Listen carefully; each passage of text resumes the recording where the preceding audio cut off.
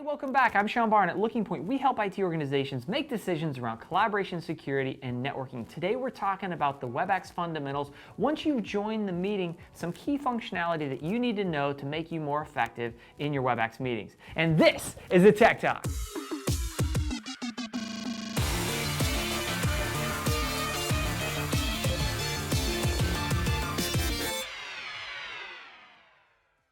All right, let's get started. So the first thing we're going to do is join an actual Webex meeting. So someone has sent me an invitation. In my case, I'm using Outlook. They sent me an Outlook invitation, a meeting invitation.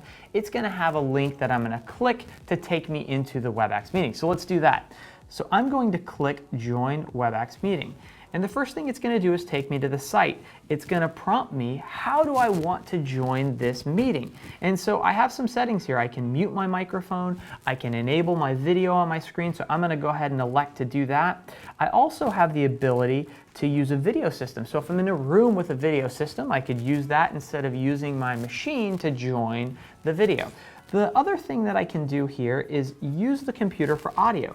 By default, I can do that, or I can select to call me back on my phone, whether it's a DID or a mobile device. The other option I have is I could have it dial in. So maybe I'm in a room or I'm in a location where I don't know the phone number of the phone in the room. I could get the call-in information and I could join that way as well. For this case, I'm going to use computer audio. I've got my video enabled, I've got my mic unmuted, and I'm just going to join the meeting. And so what it's going to do is take me right into the meeting, and once I'm in, I'm going to see the participants. Hey everyone! All right, everybody's here. So that's how I essentially joined the meeting. I just clicked on that join button and now I'm in. Now that we've jumped into the Webex, let's take a look at the basic features and operation of a simple meeting. All right, so as you can see, I'm joined into the Webex now. I see that there are two participants on the screen, and let's get used to the navigation. So down along the bottom, we've got all of our controls. So this is our mute button, our video, so I could start and stop my video. As you can see, my video is down here in the bottom right-hand corner. I could start and stop my video. I also have this mute button, so if I press this, it would mute me to my callers. This is the share content button, and if I click that, it would give me the option to share content.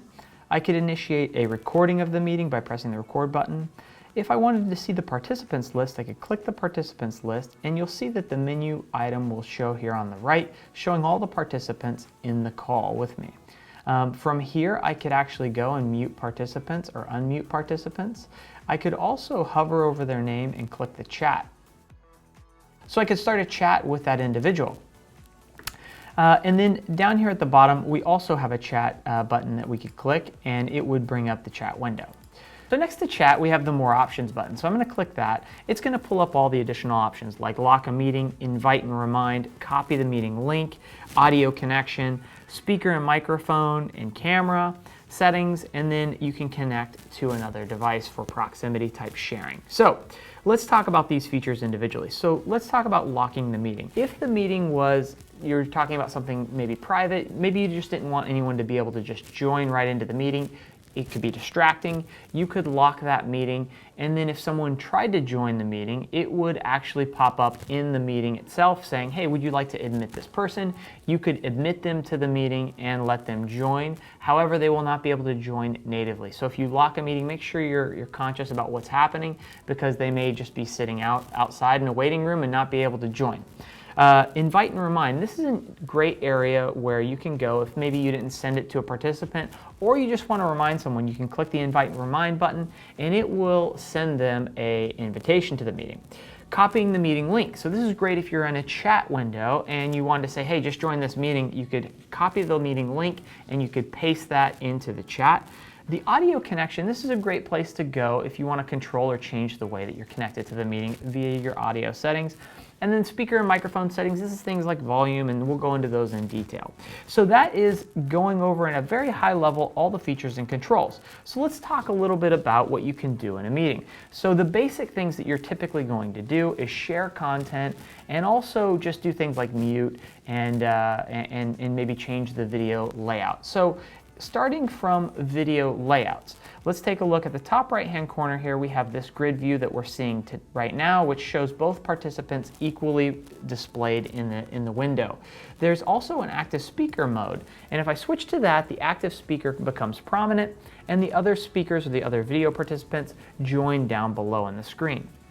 The last option is active speaker video view, and that will just show essentially how it was before, but you just won't see those sub participants at the bottom. You'll just see the active speaker and it'll do that switching. Now, if you want that full screen experience, there's this button here in the top right hand corner. The difference is it's going to be in that floating view, which is going to give you that video first experience, which takes up the whole screen and just makes it feel like you are actually immersed in a video conference. So those are the video views and layouts. Let's talk a little bit about sharing content. So if I wanted to share content, I'm going to go down to the bottom to the control bar, and I'm going to click this up arrow, which will say share content. It's going to give me options. Do I want to share a specific application? Do I want to share my entire screen? If I had multiple screens, it would show screen 1 and screen 2. That's something that you need to pay attention to because people would say, hey, I don't see the content. Maybe you're sharing screen 2 and you're looking at something on screen 1. So that's something to be mindful of, and it says that right here in the top. If I wanted to share a specific application, maybe I don't want everyone seeing what's on my desktop. Maybe I just want to share a web browser. So in that example, I would go down here to this web browser, I'd click share, and it's going to change the view. Now my view is moving into more of a content collaboration view. Now the far end participants can see what I'm sharing on the screen, and I could start to collaborate with them. You'll notice this video window becomes floating, and I can move that around anywhere I want on my screen. If it's a distraction for me, I can just change it and minimize it, and that'll just make it a small little bar, and I could move that around as well. You'll see me here in the bottom left right hand corner. I could also shrink that as well if I wanted to, and I could click this button to bring it back. And if I wanted to bring the participants back so I could see their reaction, to maybe I'm talking about the website or I'm talking about maybe some graphics in the website, I could see their reaction while I'm showing it to them, and it creates that more interactive experience. So let's talk about other things that we can do now that we're in this mode. When we're in sharing content, the little screen or the buttons down below, they go away. So I can't really scroll down here and do different things. That has now moved into the top of the screen where it says you're sharing Google Chrome, and it tries to tell you, hey, you're just sharing this one application and you're not sharing your entire screen. So as an example, if I minimize this and brought up another application like PowerPoint, they aren't going to be able to see this screen, and actually it's going to be a gray overlay on their screen. They're not going to see the content, and I'm going to be talking about, hey, and one other thing to look at, and they're going to be going, hey, I don't see your screen. That's because you shared one application, and it's going to gray out this content on the far end. So let's talk a little bit about the controls. So you can see up here on the right, it says, hey, this is shared, and if I hit the stop button, it will stop sharing that content. However, if I was over in this PowerPoint and they're going, hey, I don't see the screen, this little indicator in the top right-hand corner is saying the content's not shared. So I could click the share button, and now they're going to be happy because they can see the content that's on my screen that was blocking them. And if I wanted to stop it, I could easily stop that. It's not going to stop the sharing of the Google Chrome browser, and I can continue to operate in my meeting. And so that's a great way to control what applications people see, and you can easily give that permission to see what your screen is showing, or you could take it away. So going up to the top from a control perspective, I could totally stop the sharing of my content. I could pause sharing. So if I wanted to do something, maybe I wanted to look at an email, maybe I wanted to do a chat if I was sharing my full screen, I could pause that sharing for a moment in time. And then when I'm ready to go back to sharing, I could go to resume, and now they can see the content again. So that's great if you just needed to do something real quick. Somebody popped up an emergency chat and you got to respond to it. Those are all options. You could just pause and you could respond to the chat, resume, and you're back to collaborating. Additionally, the share button is still here, so I can do additional things. If I wanted to share other items, I could do those here. I could also assign permissions to presenters. So I could make a person a presenter. I could pass keyboard and mouse control. So if I wanted to say, hey, you drive on the website, I could, on editing this website, I could give control to either one of these participants. I could auto accept control requests. So if they requested controls, it would just automatically accept it and let them take over. And then I could also allow them to annotate. And so that means if we were working on maybe some a graphic design or maybe a design of any kind, I could ask them to annotate. They could annotate live so I could see it, almost like creating a digital whiteboard experience. That's what that's for. If I wanted to mute myself, I could mute. If I wanted to cancel my video, I could cancel my video. These are all similar to what we saw before. I also have the annotation option here, so if I click annotate, I'm going to get this little screen here on the right, and I could just decide to give permission to all, and we could all start just drawing some things, and we could be talking about the content, as you can see here. All right, so that's annotation, and that allows others to collaborate, and you can see that they're all drawing here, and everybody gets their own color. You could change your color as well. I could do this and make a blue line. I could take the eraser and I could move this, or sorry, I could take this and move this thing around. I could use the eraser here and erase content like that, and you can undo things. And additionally, you have this more option, which gives you other things like the locked meeting, and you can do polling, you can do notes. Those are all other advanced features that you can do. But from a sharing perspective, those are the core things that you should know from a sharing perspective. So I'm going to stop sharing right now, and it's going to take me back to the view that we had before. So I can see the participants, I can control my grid, all of those things. And if I wanted to disconnect from the meeting, I could just hit the X button and I'm out of the meeting. Let's get into the details of the audio connection. So in my case, I've joined via PC audio. Now that's using the network over IP to communicate with voice and video. Let's say, for an example, I had an issue with my internet connection. So my audio is coming in choppy, or maybe some laptops, their built-in microphone and speaker array don't really work that well in some cases. So let's say I wanted to transition that call to my cell phone.